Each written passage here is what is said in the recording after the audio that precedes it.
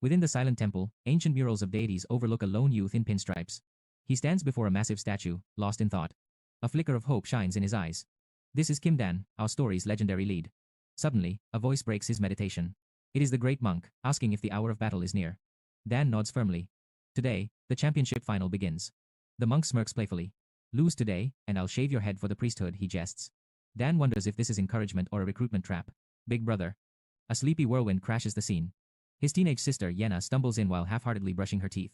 She squints through her morning haze, surprised he is leaving so early. Dan sighs, questioning why she is even awake yet. Give me your hand, she commands, dropping a small token into his palm. Dan stares at the object, completely baffled. She huffs, insisting it is a cute mascot. It is a blue bear with tiny horns, thick brows, and sharp fangs. Cute is a strong word, Dan mutters, sparking her temper. She quickly pouts, admitting her crafting skills are still lacking. Just treat it as a lucky charm, she whispers. When he asks if she made it herself, she turns shy instantly. He smiles, promising to treasure the gift. He ruffles her hair, teasing her for suddenly acting like a thoughtful sister. Hey, I haven't even washed yet, she shrieks. Dan recoils in mock horror, screaming that his hand is surely rotting away. He begs the monk for a purification ritual while she kicks him toward the door. Their chaotic banter fills the temple with life. Then, the monk's voice turns serious. Both siblings freeze. Dan, the old man says softly. Just come back to us safely. Dan offers a confident grin. Don't worry, old man. I'll return as a champion in total style. The monk nods, trusting his word. Victory is the only path forward. At the stadium, the announcer's voice thunders across the diamond, electrifying the massive crowd. Bottom of the ninth, 2 outs, and the bases are loaded. One hit will decide the high school baseball championship. The entire world holds its breath as Guangdong High faces a crisis. Stepping into the box is the phenom, Kim Dan. He grips the bat with iron resolve. The announcer reminds everyone that Kim Dan is a once-in-a-century talent. Korea's top prospect prepares for the final showdown. The pitcher begins his motion, and time seems to slow down. The pressure on the field is heavy enough to crush a man. The first pitch streaks forward like a white bullet. The ball blurs at incredible speed. With a roar of effort, Dan swings. The crack of the bat echoes like a gunshot. The ball screams past the pitcher's head. In a heartbeat, it soars toward the heavens, defying gravity itself. A fan in the bleachers snags the fly ball. The stadium erupts into a sea of pure, unadulterated madness. Home run! Kim Dan has conquered the field. The announcer screams that the boy is truly a god of the game. Watching Dan's legendary swing brings back memories of the announcer's own glory days in the major leagues. With that final, devastating hit, Sangdan High crushes Guangdong High to seize the championship crown. Fame and professional scouts await him that night. Dan knows his future is set, yet a small worry lingers. He forgot to buy the celebratory rice cakes on his way home from the victory. He wonders if the old monk should even be eating such chewy treats at his age anyway. Actually, he muses, since I'm the hero of the day, shouldn't they be buying me fried chicken? Smack! A sharp blow hits his head. Yenna scolds him for walking slower than a mountain snail. His peaceful victory walk instantly turns into a brutal sibling interrogation. Such is the life of a superstar brother. Shocked, he tells her to stay back. She sticks out her tongue, threatening to report him to the monk if he fights back. He switches tactics, teasing her about her unwashed hair again. Her screams of "I did wash it" ring through the air. They walk together as she describes the school's reaction. Every classroom exploded in cheers when he hit that final home run. The school even got noise complaints. Dan puffs his chest proudly, claiming such chaos is natural for a genius like him. She rolls her eyes, crediting his win to her lucky charm.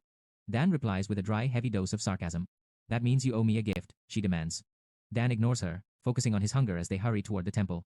Since I won, you're on dish duty tonight, he declares. She argues loudly that baseball talent does not exempt him from chores. They reach the temple gates and Dan announces his return. But as the door creaks open, a chilling sight awaits. The monk lies motionless on the stone floor. Looming over him is a mysterious stranger draped in a blood-red cape.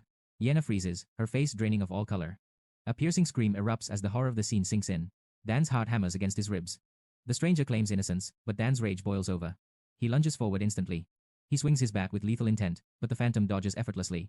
Run, Yenna, get out of here. Dan roars.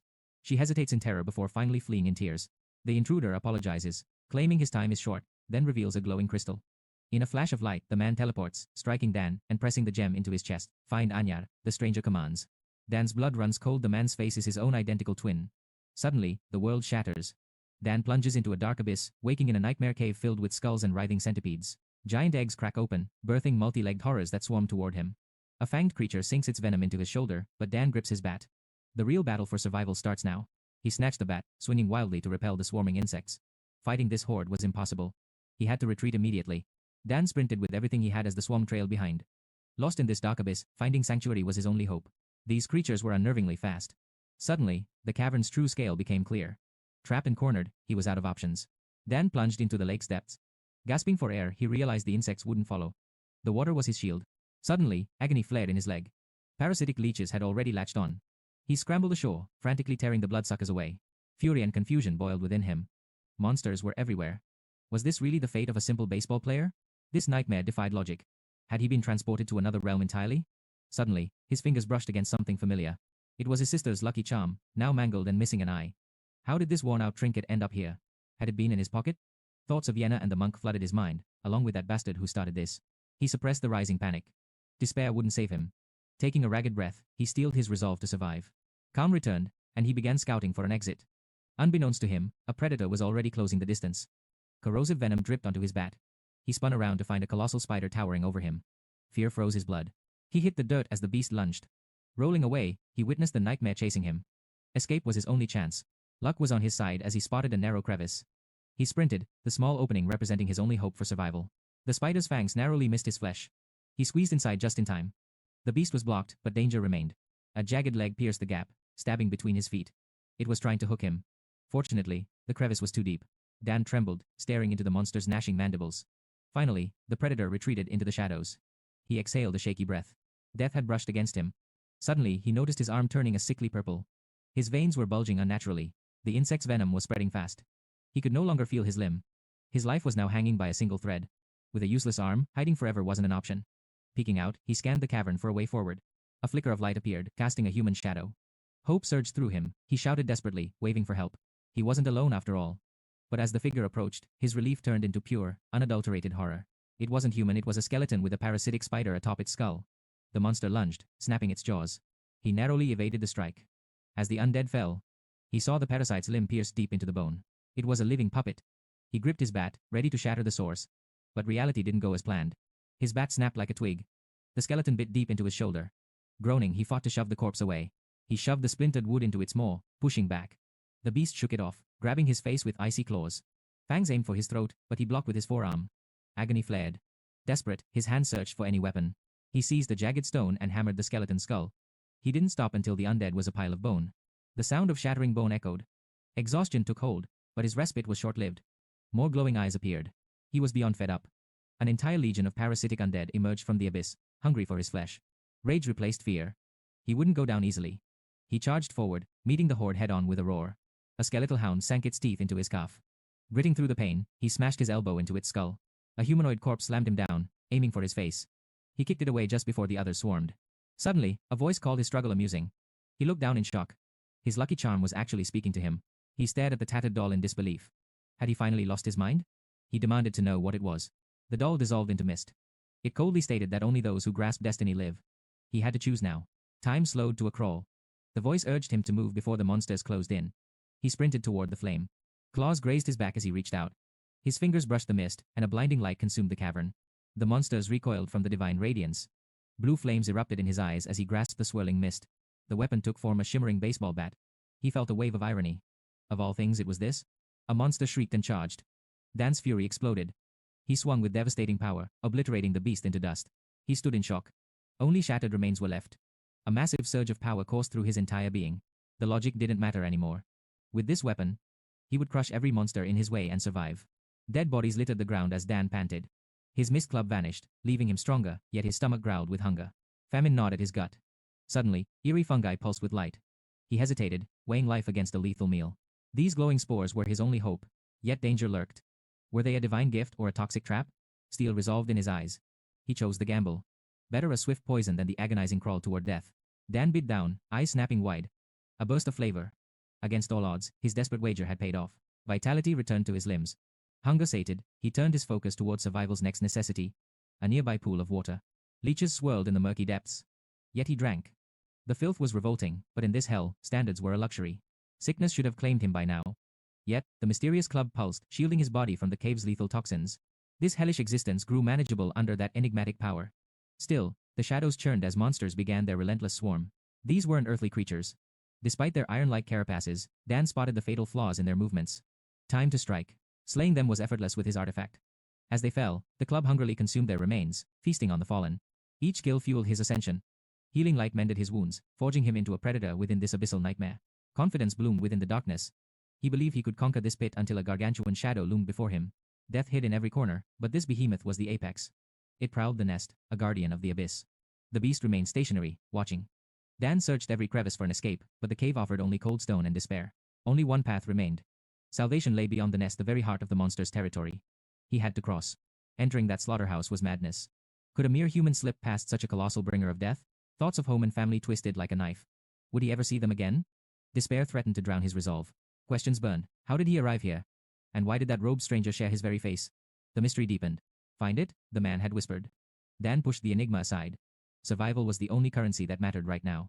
He returned to the origin of his nightmare. Insects continued to burst from their eggs. A never-ending tide of chitinous horror. Scanning the darkness, he saw only weaklings. The apex predator was gone. This was his chance, his one shot at freedom. A bone snapped underfoot like a gunshot. He froze, breath hitching. Silence followed. The gods of luck were with him. Trembling with fear, he crossed the threshold. Dan pressed forward, every nerve ending screaming for the light of the surface. Finally, a rift appeared above. Celestial light cascaded down, piercing the gloom like a divine spear. Hope was real. Clutching at hope, he found only more eggs. No obvious path led upward. Was this just another elaborate trap? That light was his beacon. He prepared to climb, but a sudden squelch beneath his boot sent a jolt of terror through him. His gaze dropped. Horror-struck, he was standing on the beast itself. The monster's eyes snapped open, locking onto its prey. The titan lunged, crushing him into the earth. Ribs snapped as blood sprayed from his lips. Agony consumed his vision. The realization hit. This was its sanctum. The predator charged, mandibles clicking in anticipation of a human feast. Terror surged, but he forced himself up. Gripping his bat, Dan swung with the desperation of a man facing his end. Wood met chitin with a sickening crack. Emerald ichor sprayed. For a heartbeat, a dangerous flicker of pride emerged. The beast roared in fury, launching a second assault. But Dan's kinetic vision activated, slowing the world to a crawl. This was no ordinary insect. He parried the lashing limbs, the cave echoing with the monster's deafening, ear-piercing shriek. The wound bled.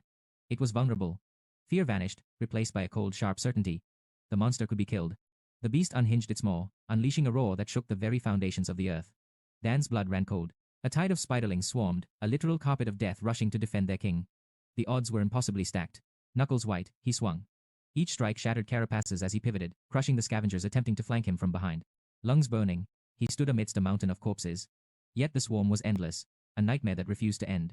A blur of motion. A jagged limb impaled his chest. He clenched his jaw, refusing to let the scream escape. Defiance flared. He brought his bat down on the impaling limb, shattering the chitin until he was finally ripped free. The limb slid out, leaving a trail of crimson. As consciousness faded, Yenna's voice echoed in his mind. Fight! Her plea acted like a lightning strike. He surged upward, his bat igniting with a radiant, celestial aura of power. He roared, lunging forward with godlike speed. The impact was cataclysmic, severing the monster's massive limb in a single stroke. His potential was limitless. The stronger the foe, the higher he ascended. With this divine strength, he would conquer this hell. He emerged, blinking at the horizon. A scorching desert awaited, yet the open sky was 1,000 times better than that grave. Exhaustion finally claimed him as he collapsed to his knees. His lips were parched and bleeding from the brutal heat. This wasteland was a living nightmare, offering neither a drop of water nor food.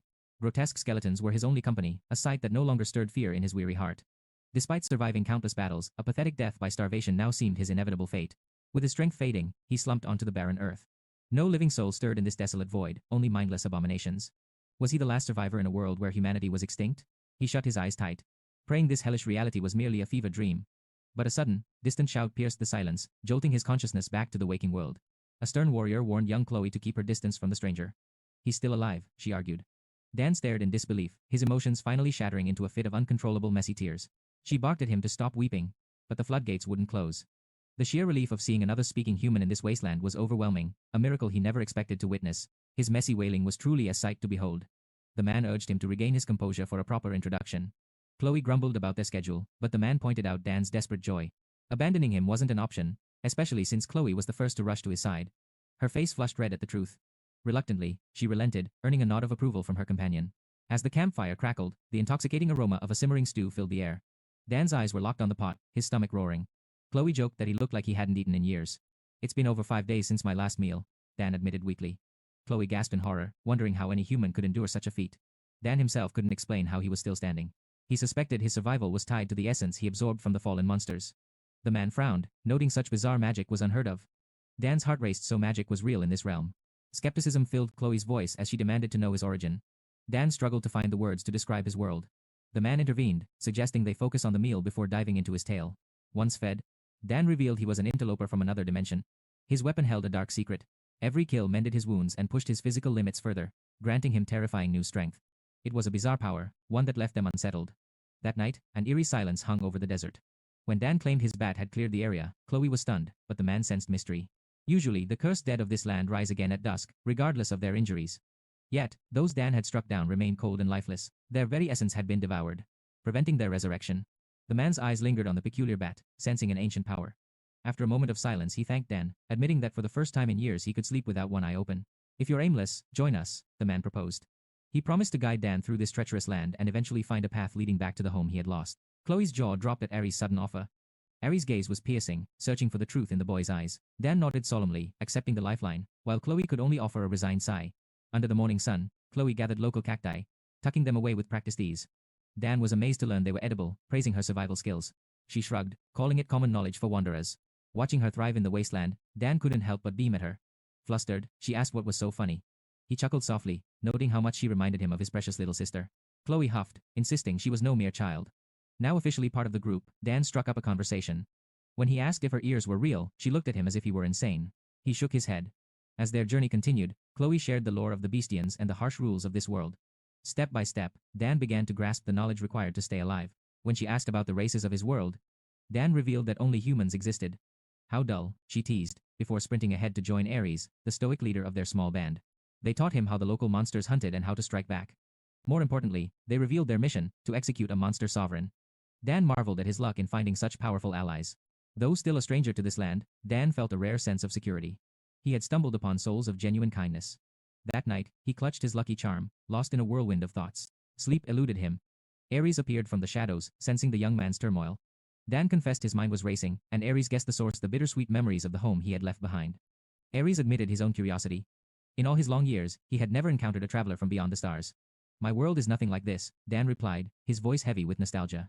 It was mundane, Dan said, leading Aries to believe it was a realm of true peace.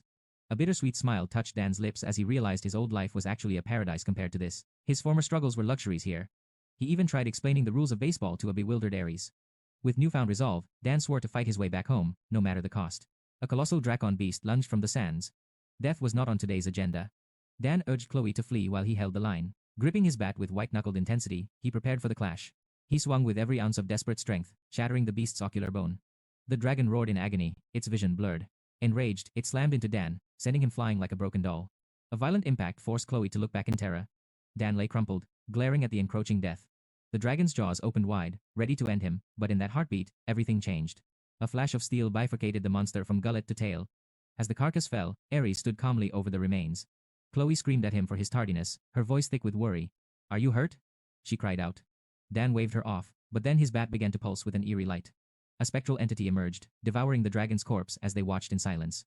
To their amazement, Dan's injuries vanished instantly. He stood up, fully restored. Chloe stared at the glowing bat, realizing this was the terrifying absorption ability he had described at their camp. Dan nodded, confirming her fears. Aries watched the dragon's mana dissolve into the weapon with a grim expression. While the youngsters celebrated their survival, a heavy weight seemed to settle onto Aries' shoulders. Aries' voice boomed, calling for Dan's attention with a grave request. The mood shifted instantly. Later that evening, Chloe's screams of insanity echoed through the camp, but Aries remained dead serious. Chloe was livid. Sending a novice to face a lich was a death sentence. She dragged Aries aside to argue, her voice booming with indignation even as they moved away from the resting Dan. Sticking to the original plan is risky enough, she hissed. Aries countered calmly, stating that Dan had the final say. Unconvinced, Chloe continued to vent her fury at the sheer recklessness of the proposal. The fool has no idea how terrifying a lich is, she shouted. Her tirade was cut short by a steady voice. I'll do it, Dan said, his eyes filled with newfound resolve. Chloe froze, her words dying in her throat. Ignoring her shock, Dan turned to Aries for instructions. Over a tense dinner, they plotted their next move, while Chloe demanded to know their strategy. Aries noted that Dan's grasp of his own potential was still infantile. Dan couldn't deny it. Before they dared to hunt the lich, they had to uncover the true nature of his mysterious powers. They needed to test his limits and define his mechanics. Dan's heart pounded with curiosity. What secret did his bat truly hide? He eagerly asked about the trial that awaited him at dawn. Sitting there with a vacant stare, Dan looked completely lost. What's the plan? He asked. Chloe explained they were performing a mana scan, a concept that immediately sparked a fire in his eyes. Everyone possessed some spark of mana, but Dan's case was unique. Aries prepared for a deep inspection, hoping to finally reveal the truth behind the boy's spirit and the origin of his cursed weapon. Dan flinched, his face turning beet red as he shielded himself. Aries sighed, clarifying this was a mere spiritual scan. Placing a firm hand on Dan's shoulder, he began to channel his mana, closing his eyes to focus. Suddenly, Aries' consciousness was dragged into a void where a misty, malevolent shadow loomed. A violent gale erupted from the boy's core, forcing Aries to recoil in shock. He stared at his trembling hand, speechless. Dan blinked, asking if the checkup was already over. He searched Ares' face for answers, but the warrior remained silent before claiming he found nothing unusual. Dan nodded in disappointment, though a seed of doubt remained. In truth, Ares was shaken. That wasn't mana, but something far more sinister living within Dan's soul. The mere touch of that power had triggered a primal rejection. He knew then this boy carried a world-ending danger. Under the scorching sun, a lone skeleton wandered aimlessly until a well-aimed pebble shattered its skull, sending it crashing to the dirt. More than 90 days had slipped away since Dan first fell into this brutal realm. He had lost count of the weeks, but estimated 3 months had passed in this hellscape. Through the relentless absorption of countless monsters, Dan's physical vessel had evolved, transcending the limits of any ordinary human being. A voice broke the silence, calling his name. Despite the nightmare of this monster-infested world, he had endured because he wasn't alone. Chloe appeared with a soft smile, announcing that their meal was finally ready. Dan devoured the food with a grin, praising the feast with genuine delight. He showered Chloe with compliments on her culinary mastery, causing her to puff out her chest and claim it was merely a basic skill. As Dan eagerly asked about their next meal, Ares watched from the shadows.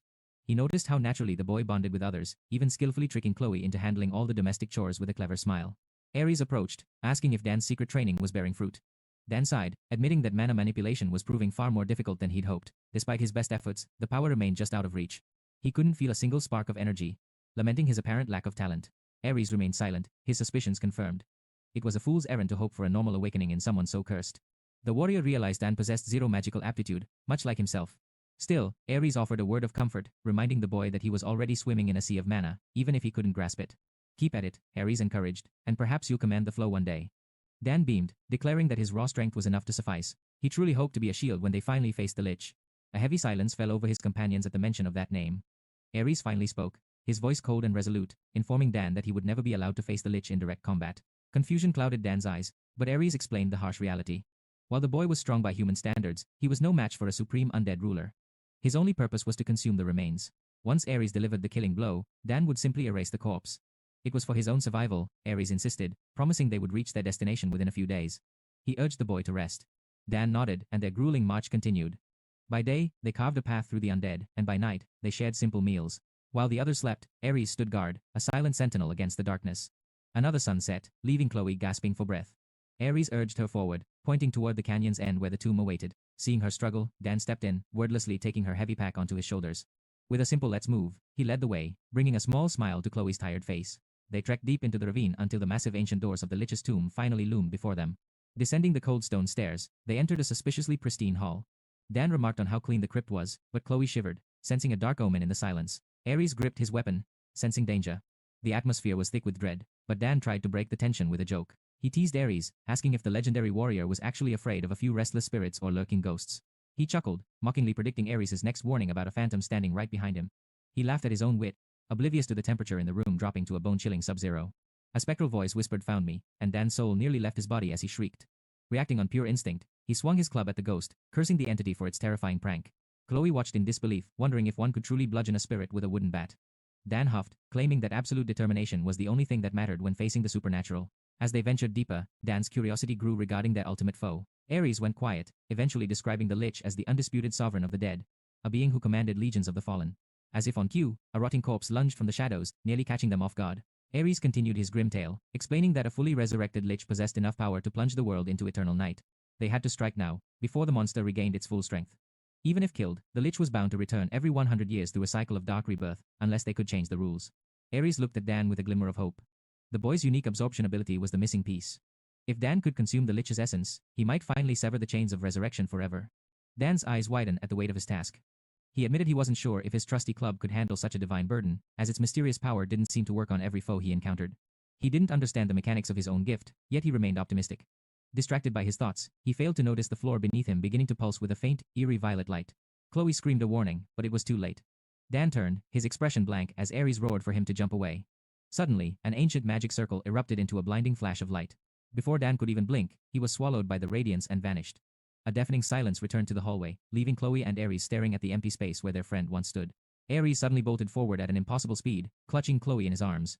She demanded to know what was happening, but the warrior's face was a mask of pure, unadulterated dread as he sprinted deeper. He cursed his own negligence for failing to anticipate the tomb's hidden traps. Meanwhile, Dan tumbled onto a cold floor, his head spinning as he tried to make sense of the sudden teleportation. He looked up and felt his blood run cold. Before him stood a colossal gateway, adorned with a massive grinning skull that seemed to mock his very existence. This was definitely not part of the plan. The door radiated an aura of pure malice, warning of the horrors that lay beyond. Trying to keep his heart from leaping out of his chest, Dan decided to stay put and wait for Ares to find him. Blocks away, Ares was a whirlwind of destruction, obliterating every monster in his path without breaking stride. Chloe clung to him, terrified, as he explained the terrifying truth of the magic circle Dan had triggered. It was a direct gateway to the Lich's inner sanctum. As if sensing his fate, Dan slowly pushed the heavy doors open, only to feel a wave of sheer terror wash over his entire being. Atop a throne of bone sat a nightmare in black steel, wearing a crown of horns. Wrapped in a tattered purple cloak, the figure sat in a deathly silence, radiating a cold, suffocating pressure of a king. Dan froze, realizing he was staring at the Lich itself. It appeared to be in a deep slumber, offering him a sliver of hope. If he stayed absolutely silent, he might just survive this encounter. He held his breath, praying to every god he knew. The room was a minefield of potential traps, so he stood perfectly still in the shadows, hoping to blend into the darkness of the chamber. But then, his baseball bat began to pulsate with an intense, holy light. It had never reacted like this before, and the sudden glow acted as a beacon. The Lich's eyes suddenly snapped open. The monster stirred, and twin geysers of violet flame ignited within its helmet. The air in the room became heavy as a mountain, as the Lich's terrifying aura crushed the very spirit of the young intruder. It slowly reached for its staff, and as the weapon was raised, a storm of cosmic fire erupted behind the throne. Dan watched in pure horror as the room transformed into a hellscape. "I am dead," Dan whispered as his strength failed him. Far away, Ares felt the sudden surge of power, and one glance was all it took to realize this foe was in a league of its own. As the Lich leveled a bony finger, dark energy coalesced. Panic surged through Dan's veins. A titanic violet ray streaked down, shattering the earth in a cataclysmic blast. With no room to evade, Dan clenched his jaw. He'd have to cleave through it or die trying. Channeling every ounce of his power, he swung his bat with a thunder. The Lich stood frozen in pure disbelief. Fire and smoke engulfed the floating undead king. Dan watched, breathless. Debris, the Lich emerged without a single scratch. Damn it, it didn't even flinch. Despair gnawed at Dan as he faced this nightmare. Before he could react, the Lich gestured, and violet briars erupted from the soil. The vines snared his limbs, binding him in an iron grip. The monster's gaze pierced his soul. "Such strange power," it rasped. "Is that heart of yours the source?" It reached for him, promising to tear the truth from his cooling corpse. Suddenly, a flash of steel severed the creature's arm. Shock rippled through the battlefield.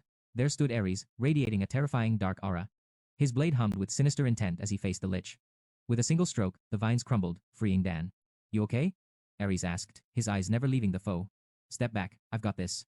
Enraged, the Lich unleashed a barrage of spells from every conceivable angle. Detonations rocked the area, swallowing Ares in a sea of flame, for the smoke to reveal a corpse. A blade cut through the gloom, bisecting the monster in a single, fluid motion. Ares emerged from the fire, unscathed. Though severed, the Lich's halves began to fuse. "Our fates are entwined in a cruel knot," the Lich hissed. It pressed its palms together, gathering a sphere of volatile violet energy that hummed with malice. A stellar explosion of dark mana erupted above, casting a doomed light over the land. Behold, launching the apocalypse at them. The ominous surge was blinding. Dan stood paralyzed, gaping at the extinction-level force. But Ares stood firm as a shield. Then, the world dissolved into a violet inferno. The earth shattered, hurling boulders like pebbles into the sky. As the dust cleared, Ares remained an immovable fortress before Dan, his blade buried deep in the soil. He clung to his sword, breath today. It wondered if Dan was a secret weapon. But the Lich had its own surprises. Ares tensed, but the world was already dissolving. In a heartbeat, the Lich stood at his shoulder within a distorted dimension. "A private stage, just for you. A duel to the death?" "Perhaps," the Lich chuckled, "but first, let's see what's inside your little gift." Suddenly, Dan was dragged into the nightmare realm too. "You meant to stab my heart," the Lich mocked, "but I'll turn your own blade against you." Ares remained frozen, his body locked by an invisible crushing force. Breaking this web would take time he didn't have. Under normal circumstances, he'd dismantle it layer by layer. But every second lost put Dan in the grave. "Hold on, kid," he prayed. Meanwhile, the Lich commanded Dan to kneel before the true king of the dead. Gravity intensified, demanding his absolute surrender. The Lich hungered for his soul. But then, a colossal phantom emerged, its glowing eyes eclipsing the very sun. "This vessel is mine," the beast roared. The entity within Dan's bat was livid that a mere Lich dared to trespass. The undead sorcerer was paralyzed by pure terror. This entity was a god compared to the Lich. Suddenly, the void crumbled, and Ares was thrust back into reality. The mental prison had been completely obliterated. The Lich shrieked in fear, cursing Ares for harboring such a monster. Seeing the opening, Ares dropped into a low stance and struck with lethal precision. As Ares' blade bit deep, Dan's phantom beast lunged, devouring the Lich whole. Not even dust remained. Dan collapsed, a pained groan escaping his lips. "What was that?" Dan wheezed. His bat pulsed with a blinding light as the Lich's residual mana surged toward him, coiling around his body like serpents. He screamed as the sinister energy forced its way in. The sheer volume of mana was astronomical. Ares watched in horror. Could a human body even survive this? Dan clawed at his chest, his face buried in the dirt before he finally went limp. Ares sprinted over, his voice cracking as he begged the boy to stay awake. Was this the price of devouring a Lich? "Lord Asclepius," a melodic voice whispered. Ares froze. Turning slowly, he saw a mysterious woman standing in the shadows. "Find Anea," the voice commanded. Dan bolted upright with the field was silent. Confused, he frantically looked around for any sign of his friends. They were gone. Just gone. His heart sank until he spotted a lone satchel and a crumpled note. It claimed an urgent matter had forced their departure. They'd headed out, thanking him for his help in slaying the Lich. But there was one problem: Dan couldn't read a single word of this foreign language. A cold dread settled in had they actually ditched him. Moments earlier, a frustrated Ares confronted the newcomer. Her name was Aquinas, a woman of towering presence.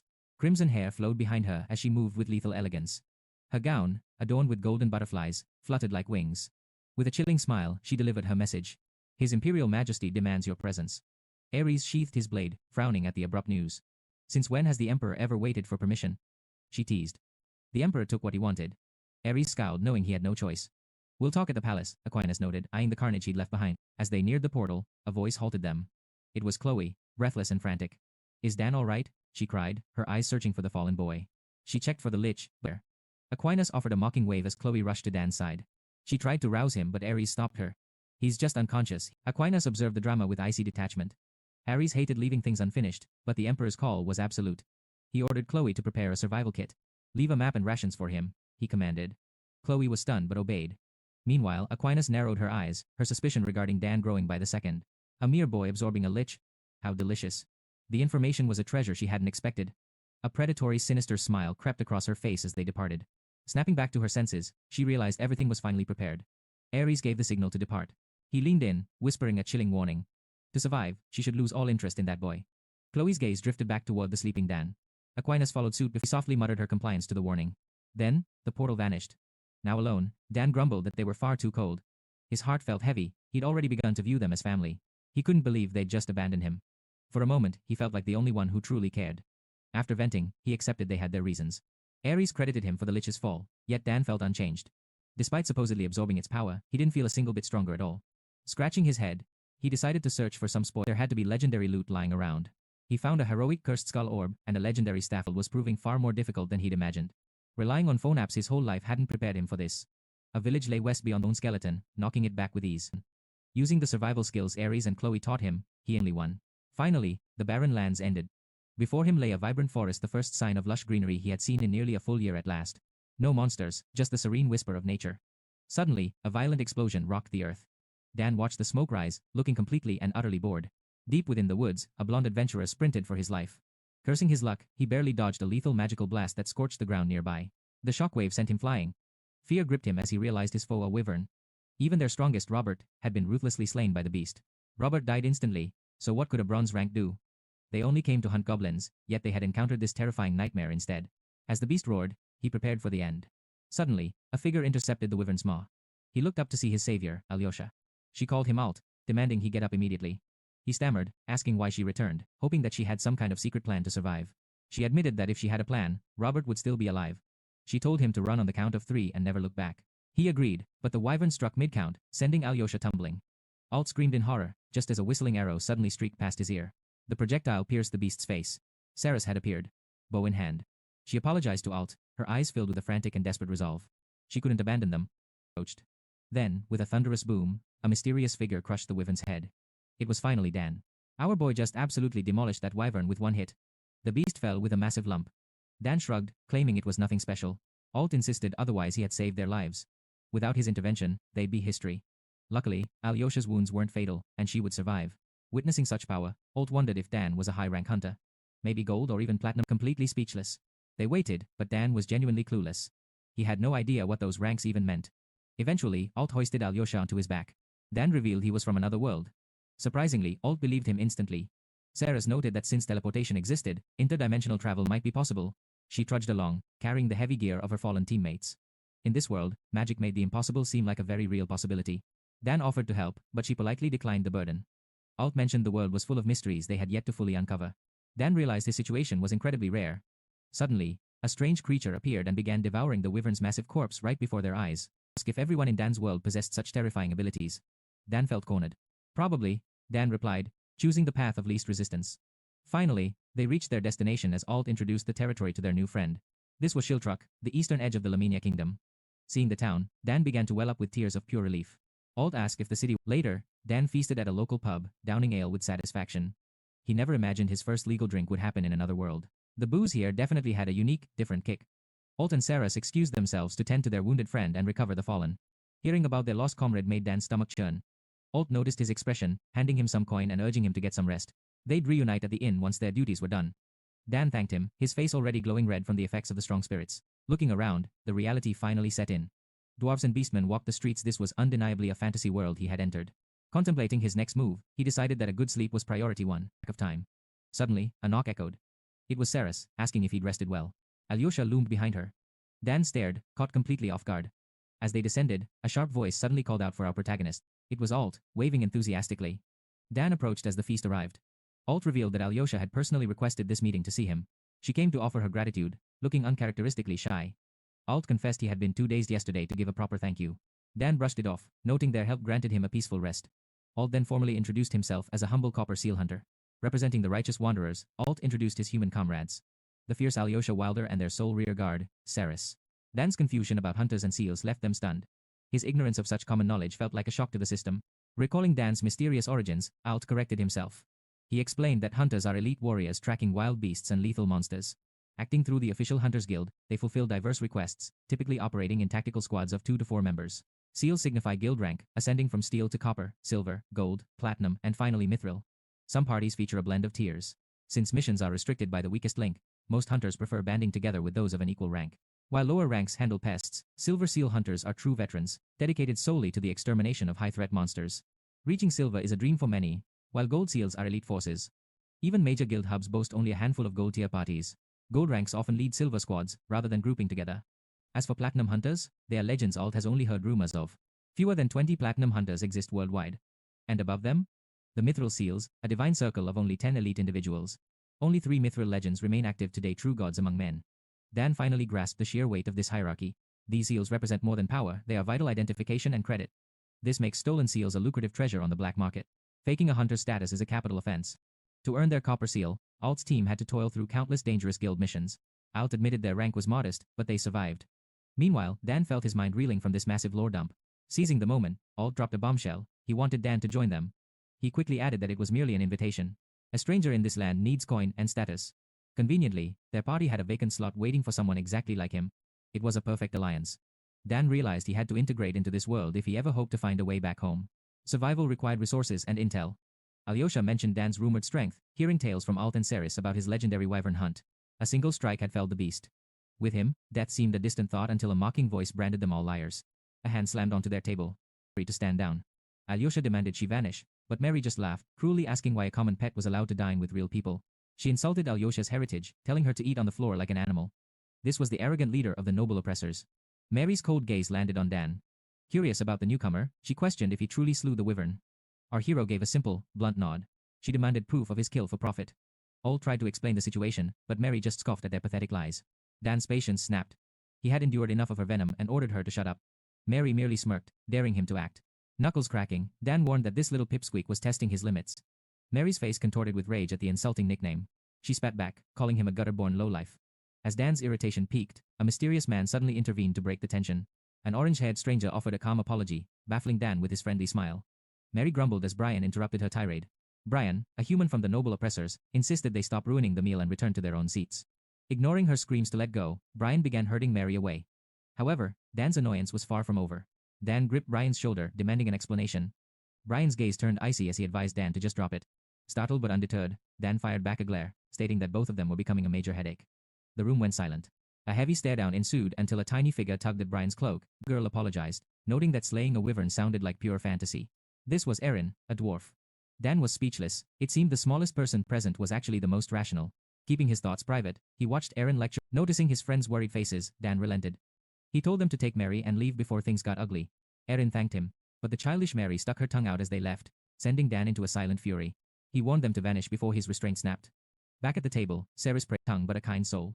Unconvinced, Dan shifted the focus to their next move. Later, Dan acquired his hunter badge. Alt noted it only required a small fee, which surprised Dan. When asked about funds, Dan pulled out a single coin. Alt's eyes widened. It was a gold coin worth 1,000 crowns. Alt explained the currency. 1 tin is 1 crown, copper is 10, silver is 100, and gold is the pinnacle. The 500 crown registration fee took half his fortune, leaving Dan stunned. As silence fell, Alt realized the day was ending.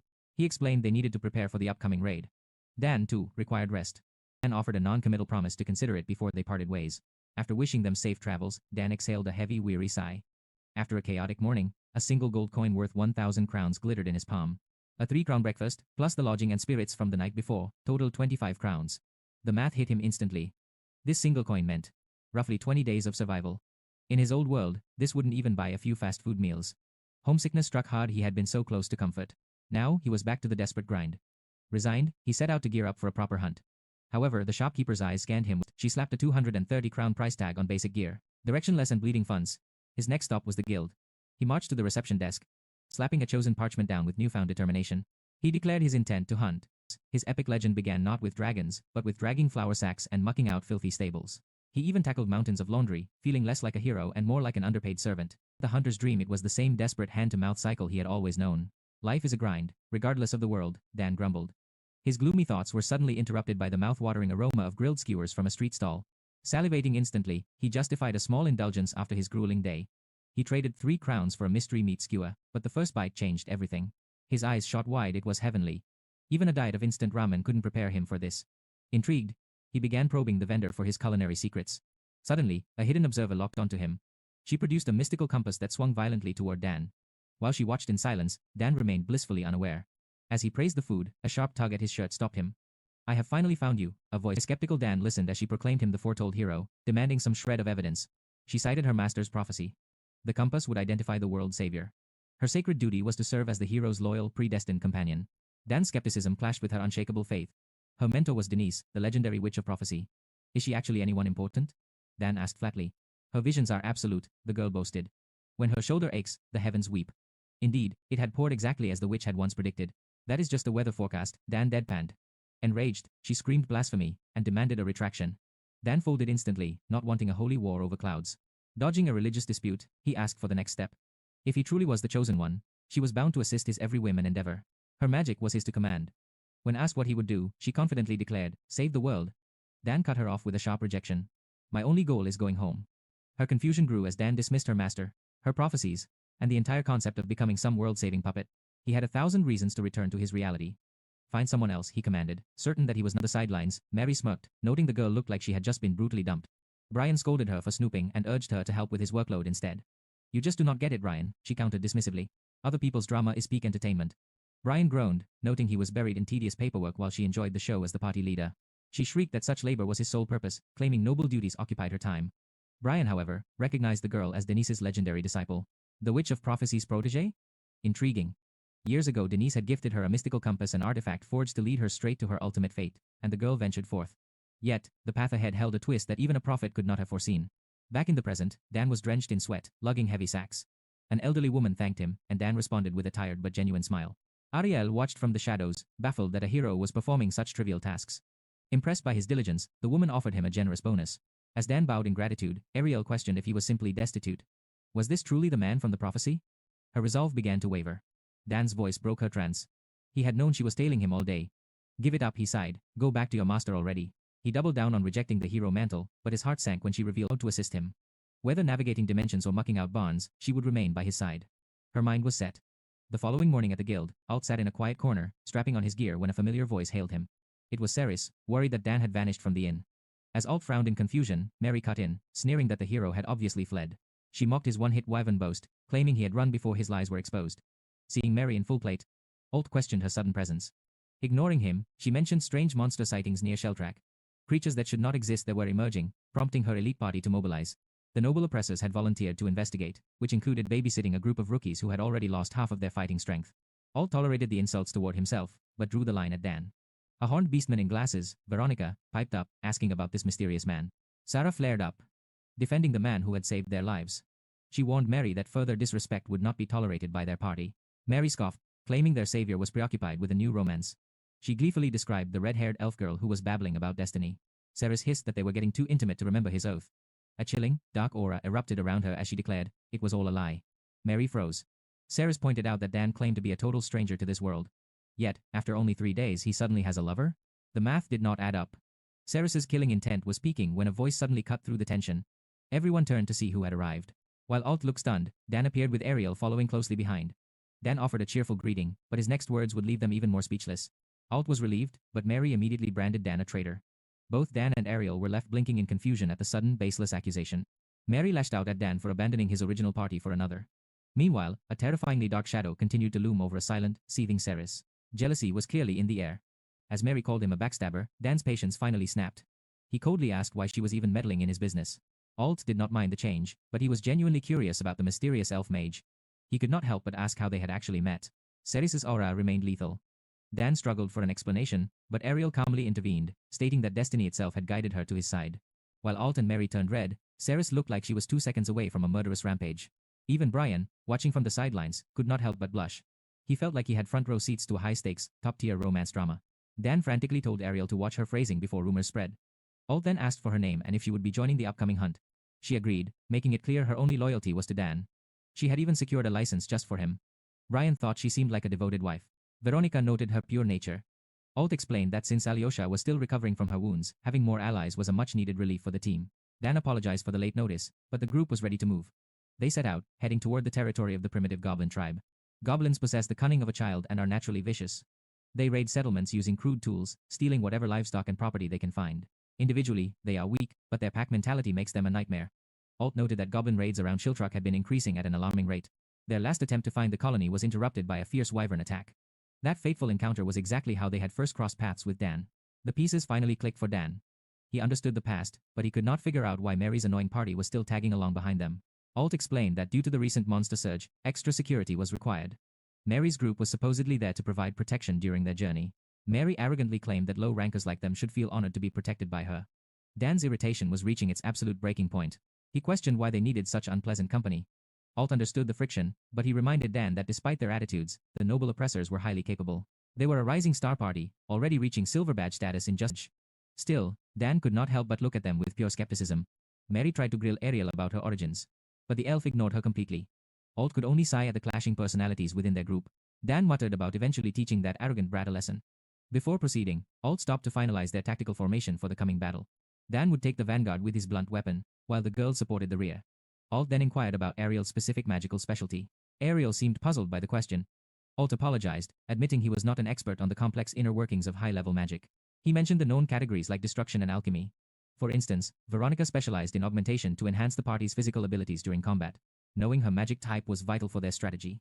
Alt shyly confessed that this was his very first time adventuring alongside a true mage. Mages were so rare that most hunters never even saw one. Ariel began to answer, but a sudden, whistling arrow cut through the air.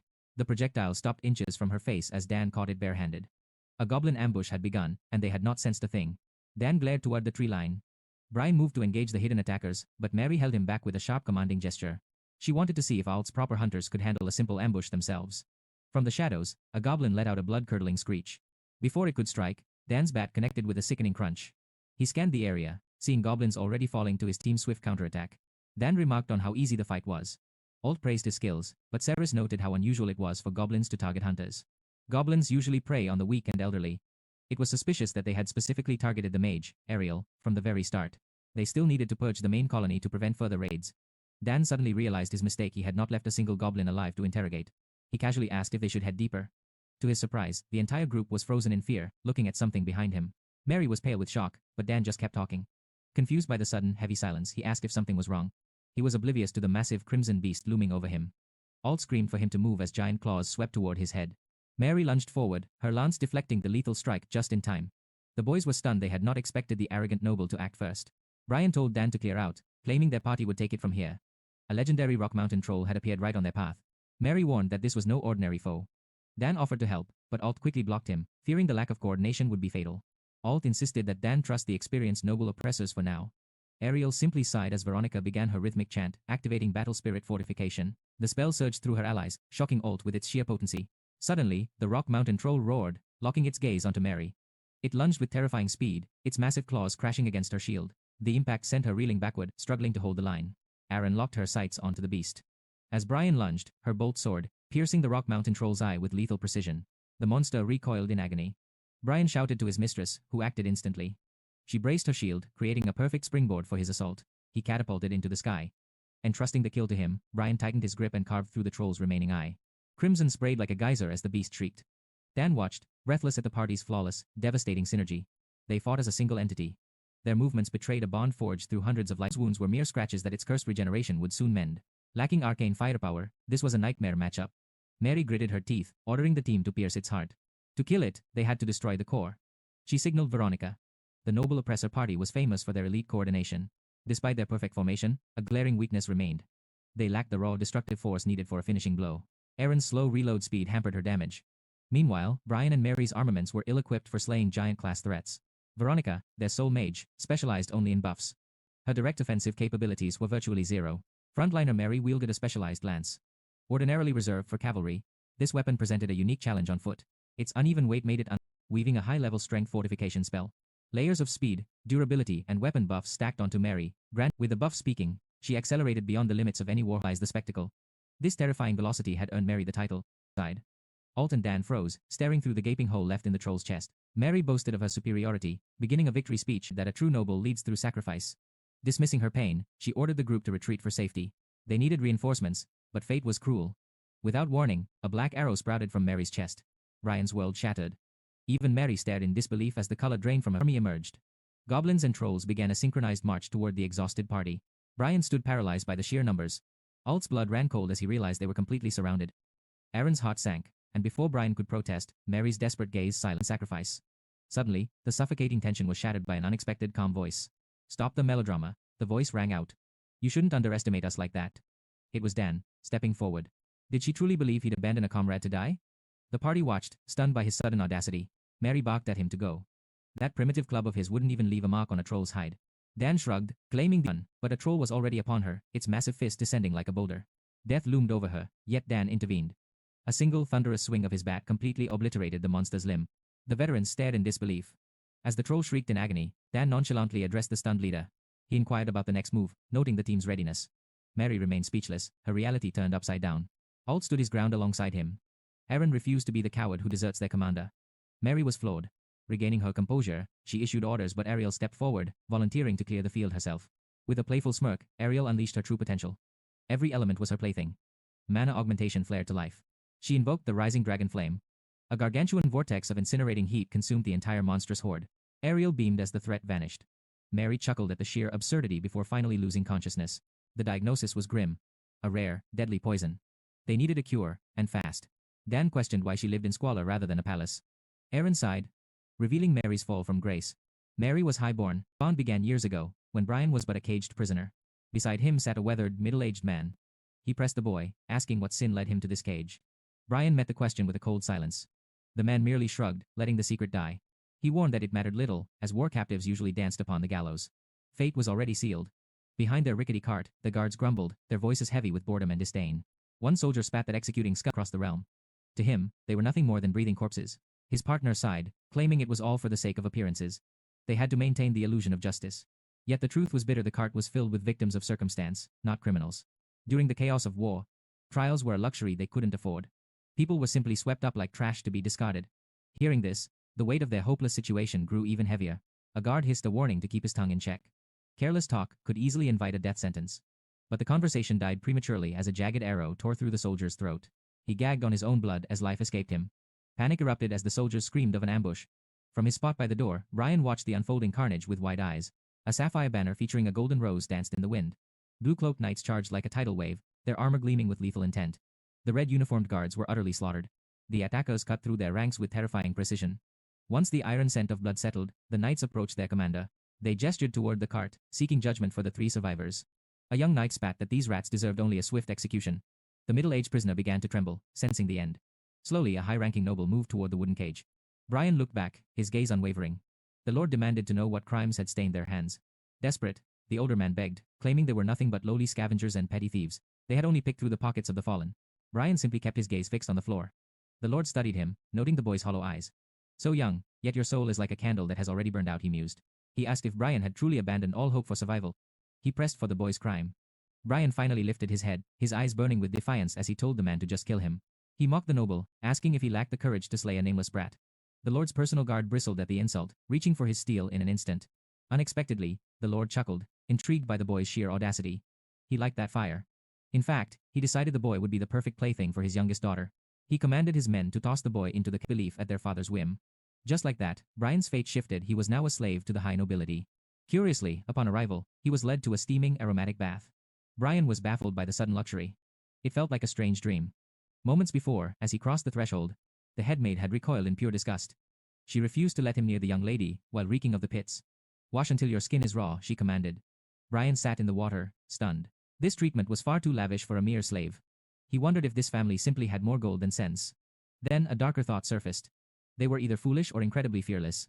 They were trusting a supposed criminal to stand beside their precious lady. He couldn't help but wonder what kind of person she was. A nearby knight snapped, warning him to remain humble. If Brian dared to show even a hint of disrespect, his life would be forfeit. Brian ignored the man's noisy posturing. Suddenly, she descended the grand stairs with the grace of a blooming flower. She stared at the boy, asking if he was the gift her father promised. Brian blinked, surprised by how tiny she was. Brian felt a vein pulse with growing irritation. Then, she flashed a brilliant, innocent smile. Since he was a gift from her father, she vowed to treasure him. Brian remained. He muttered that his name was Gerard. She wrinkled her nose, calling it a name fit for a commoner. Brian realized this girl had a natural talent for revolting. In his mind, he rejected his new reality. Suddenly, she called out the name Brian. He froze in confusion. She declared that Brian would be his name from this day forward. She offered her small, porcelain, corny name. They say humans can adapt to any hell. Instead of prowling the dark alleys for his next mark, Brian found himself drowning in the mundane rhythm of endless household chores. No longer did he have to choke down rotten scraps just to see tomorrow. Now he sat before warm, hearty meals prepared specifically for his well-being. Its place was a household filled with confusing kindness and genuine smiles. It was a life he never thought possible. Though only a few months had passed, the comfort felt dangerously natural. It was as if his past life was the true dream. Linda the maid checked on him, asking if the workload was too much to bear. He shook his head, offering a quiet answer. She paused, gently brushing the hair from his forehead to check his temperature. She teased that he looked far more handsome with his face visible, making him blush. He turned away, hiding his embarrassment. A shrill voice summoned him to the young lady's chamber. Doubt, his most difficult challenge. She summoned him at all hours without a shred of mercy. He told her to bother the maids, break the rules. Seeing her puffed cheeks and puppy eyes, Brian sighed in defeat. He returned moments later with a tray of macarons. Her face lit up with pure joy as she began her secret feast. She beamed, declaring that this was exactly why she kept him around. He was her personal accomplice. She marveled at how he slipped past the guards undetected, asking if he truly was a master thief. Gerard the vagrant was gone. Now there was only Brian. This was the moment Brian had anticipated. The formidable patriarch, Resley Chatillon, had finally come home. He breathed in the air of his estate, grateful for the peace. Mary sprinted into his arms, nearly knocking him over. He laughed, amazed at how much she had grown. His eyes then drifted to Brian, who offered a respectful bow. Suddenly, other voices joined the fray, asking if Mary only had eyes for their father. She grinned at the newcomers. The eldest heir, Leon Chatillon, noted with a smirk that she was becoming quite the young lady. Then came the second son. Reynald de Chatillon teased her relentlessly, comparing her height to a small chestnut. He ruffled her hair as she complained about the mess. Nearby, Leon playfully reunited after years apart. The patriarch called for a celebratory feast to mark the occasion. Laughter filled the dining hall as the banquet began. With her brothers who finally shared a moment of peace. The warmth of the scene even brought a rare smile to Brian's face. But as the table was cleared, the atmosphere shifted. Raisley approached him, his eyes serious as he requested a private word. Caught off guard, Brian joined him under the silver moonlight. It had been 5 years since his journey here began. When Raisley questioned if he had found peace, Brian paused, reflecting on his long road. It has been more than I ever deserved, Brian confessed, drawing a soft smile from his lord. Raisley noted the change. The man before him was unrecognizable from the broken soul he first met. Back then, he was a hollow shell, longing for death's embrace. Brian bowed, crediting his salvation to Raisley. He had been given more than just a second chance. He had been given a purpose. Would you lay down that life for my sake? Raisley's heavy question hung in the air. Before Brian could process the gravity of it, the thunder of hooves shattered the silence. The enemy had arrived. Torches blazed in the dark as the commander signaled the assault. The target was clear. The mansion. Sensing the impending doom, Brian sprinted toward Mary's chambers, bursting in as she stirred from her sleep. Confused by his sudden intrusion, Mary questioned him, only for Brian to scream for her to run. While panic consumed the girl, outside, a chilling smile spread across Raisley's face as he faced the night. Beneath that smile burned a lethal fury. This man was a viper in human skin, leading the encirclement.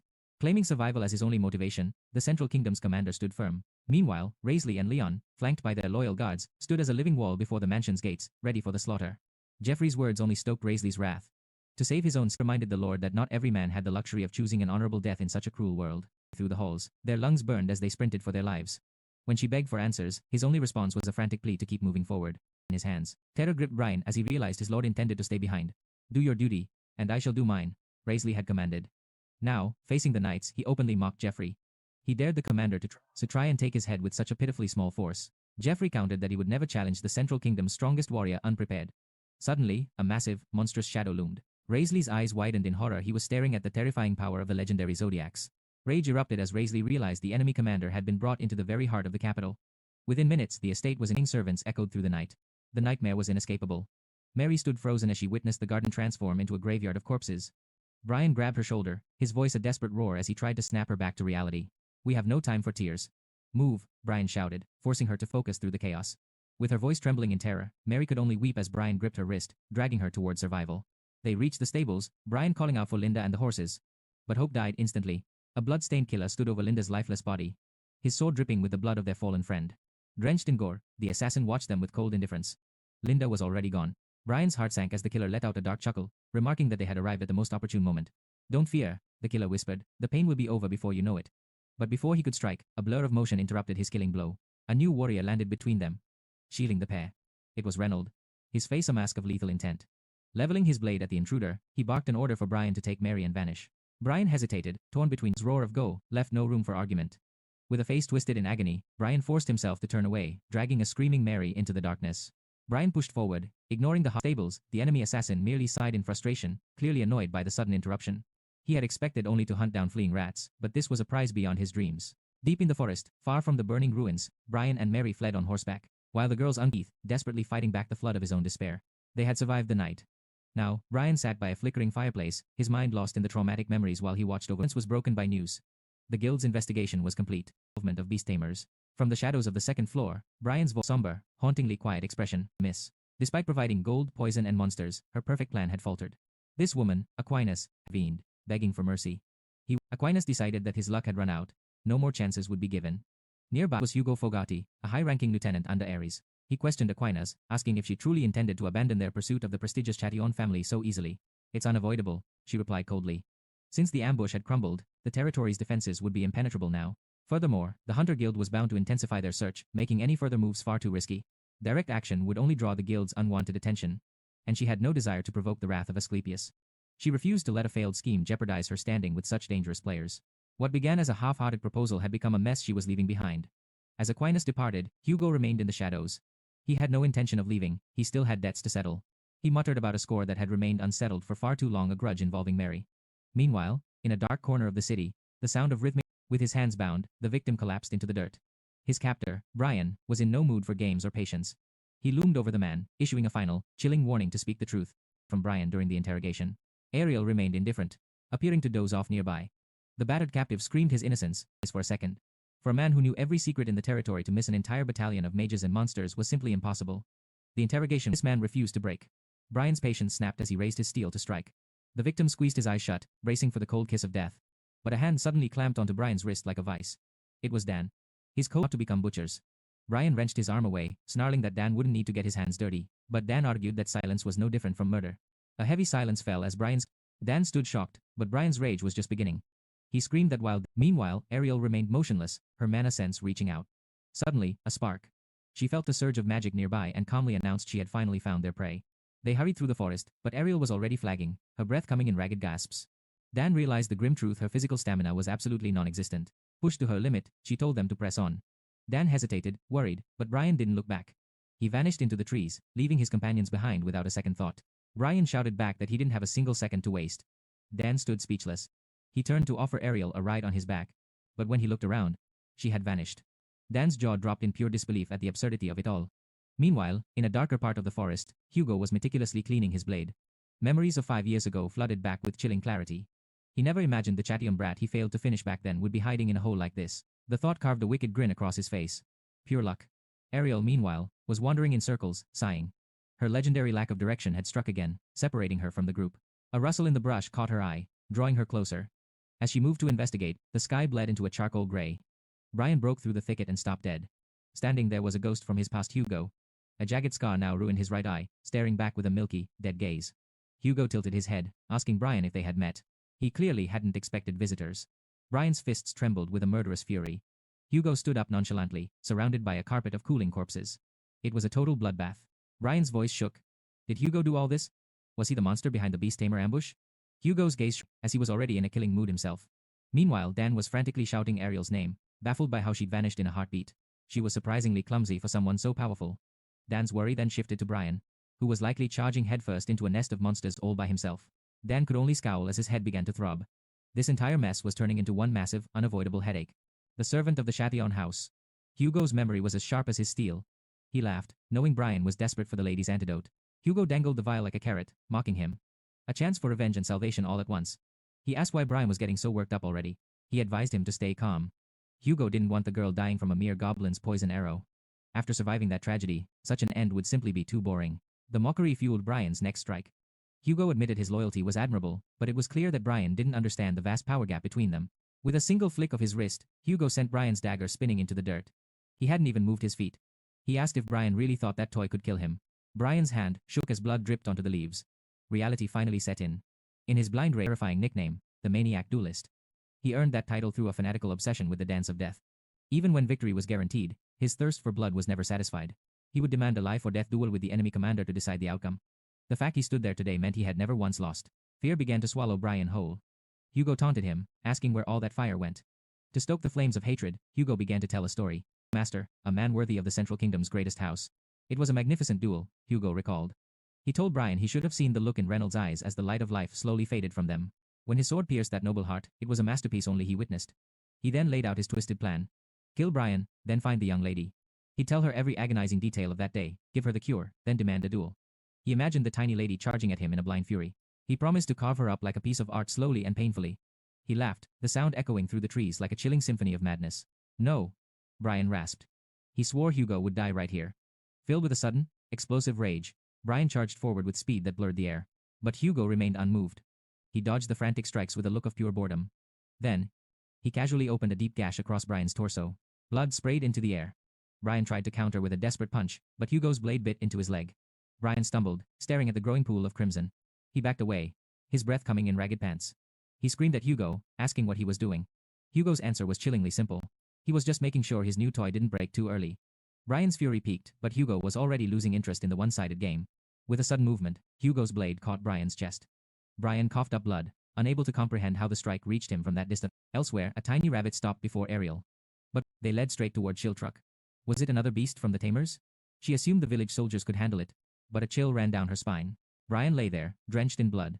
Hugo marveled at his tenacity, though it reeked of a death wish. Seeing no sport left in of his folly, he had charged in without a strategy. The chasm between their powers was absolute. Blinded by rage, he had abandoned all reason. In truth, he had sensed his doom from the very start. Facing this monster was hopeless, a fact that fueled his self-loathing. He despised his own pathetic, trembling insignificance in the face of such might. Hugo whispered a cold goodbye. But as he lunged, a stone struck true. His head snapped back. Brian stared, reeling from the sudden interference. Dan stood there, the culprit. Blood smeared Hugo's brow as his face twisted into a demonic mask. He snarled, demanding Dan's identity immediately. Dan stood firm, questioning Hugo's murderous intent toward Brian. Panicked, Brian screamed for him to flee. Hugo responded with a brutal, bone-crushing kick. Terror gripped Dan as Brian crumpled. Hugo wiped his bloodied brow, trembling with Dan scoffed at the madman's delusions. But before another breath passed, Hugo blurred. He launched a lethal strike aimed straight for Dan's throat.